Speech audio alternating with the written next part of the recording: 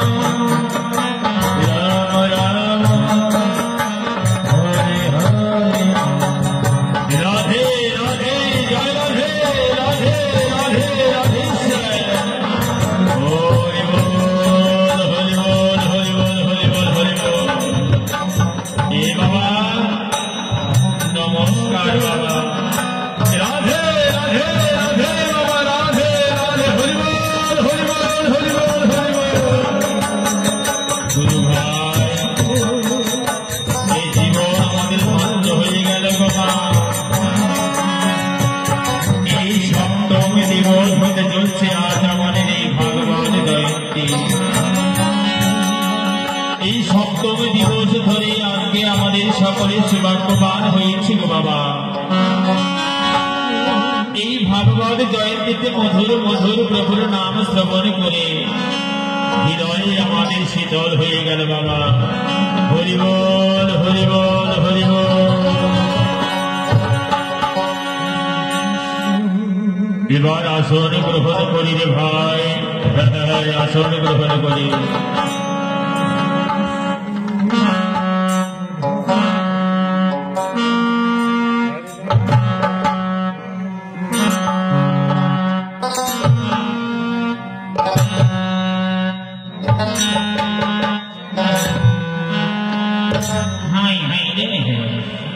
আমার মতো দেরি হয়ে গেল রে বাবা। রাধে রাধে, সকলে ভালো আছো রে বাবা। ঈদ ছুটি দেরি হয়নি, ভালোই দেরি হয়েছে। তোমরা সকলে ভালো আছো তো? যাকে জীবনটারে শান্ত করতে পেরেছি রে বাবা। এই 7 দিন ধরে আজকে আমাদের এই পূজা মানুষটাই ভাগ্য আসলে আসতেছে রে বাবা। বড় কষ্ট করে আসলেও মানুষ যেন ধর্ম করবার জন্য এটা সৎসঙ্গে তাই না এ বাবা। প্রণাম তব শরণে রে বাবা, প্রণাম তব শরণে।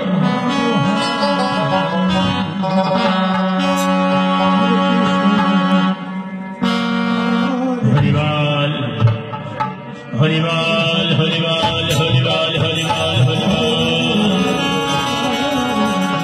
এ বাবা আমার একটু দেরি হয়ে গেছে রে বাবা। প্রতিদিনের মতো করে আজ আমি সময় মতো আসতে পারিনি রে বাবা। তাই সকলেই ভালো আছে রে বাবা। আজকে আমার জীবন ধন্য হয়ে গেল।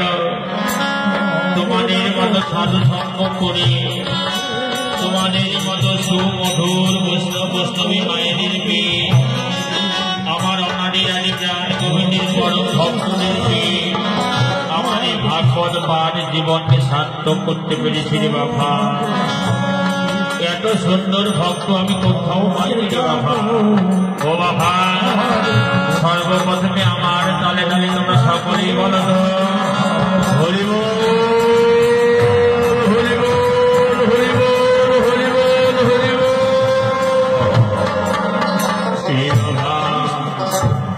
এই দুর্লভ মানব জনকে আমরা সংসার জীবনে যে যা কাজেই করি না কেন রে বাবা, যেন আমাদের প্রভুর নামকে আমরা ভুলি না।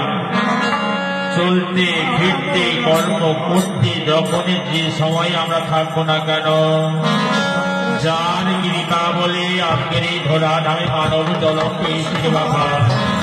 তাদের নাম যেন আমরা কেউ হেলায় হারাই না।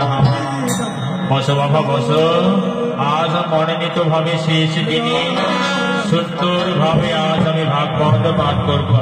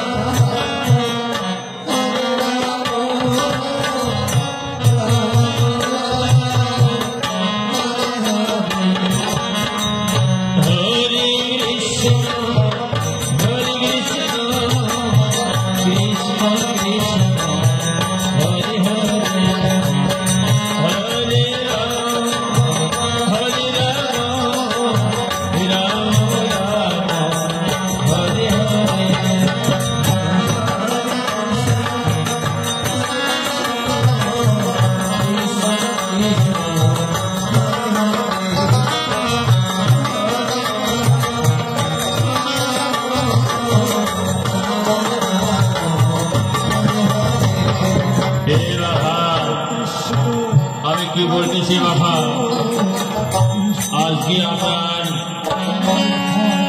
ওই শেষের দিনে ভাগবত আলোচনা করবো ঠিকই বাবা।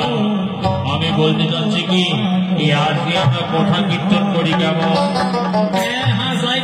বলবে আজকে ভাগবতের আলোচনা ওই কথা কীর্তন বেশি ভালো লাগে বেশ বাবা। তবে শোনো মা, এ আমার প্রভু তিনটি জিনিস সহ্য করতে পারে না। এক হল ভক্তির অহংকার, আরেকটি হল ভক্তির নয়ন রস। কোন ভক্ত বাবা মায়েরা যদি এক ফোঁটা নয়ন বাড়ি ধরিয়ে আমার মদন গোপালের নাম নিয়ে থাকে, আমার প্রভু গোলকে থেকেও তার হৃদয়ে বড় বাসনা পূর্ণ করে। আর শেষের দিনে সেই ভক্তির জন্য প্রভু নিজেই কান্নারি সেজে থাকে। আর একটি জিনিস সহ্য করতে পারে না রে বাবা, সবচেয়ে বড় অপরাধ হলো বৈষ্ণব অপরাধ। এই দুর্লভ মানব জনমে তিনটি কথা তোমরা সর্বপ্রথমে মনে রাখবে বাবা। কাউকে কোনোদিন নিন্দা করবে না, কাউকে কোনোদিন ঘৃণা করবে না, কেননা বাবা সবই যে প্রভুর দান। আমরা কোন মানুষ কখন যে নয়ন জলে হৃদয় মন্দির থেকে প্রভুর নাম করবে আমরা কেউ কিন্তু জানতে পারি না রে বাবা। ছোট মানুষের বিগত দিনের বিচার করলে চলবে না, ক্ষণিকের জন্য কেউ বৈষ্ণব হয়ে যায় বাবা। তাই বৈষ্ণবকে কখনো নিন্দা করতে নেই। এই বৈষ্ণবের নিন্দা করলে প্রভু কিন্তু কিছুতেই ক্ষমা করে না বলে দিচ্ছি। তবে শোনাবা, এই যে আমাদের মনে অল্পের মধ্যে অহংকার চলে আসে। কেননা এই যে তোমরা যে অলঙ্কার পরে রয়েছ না, এই সামান্য কিছু অলঙ্কার পরে আমরা মনে মনে ভাবি যে আমাদের মতো বুড়ি ধনী মানুষ এই এলাকায় আর কেউ নেই। সবার থেকে আমি বেশি সেজেছি, সবার থেকে দামি গহনা আমি পড়েছি।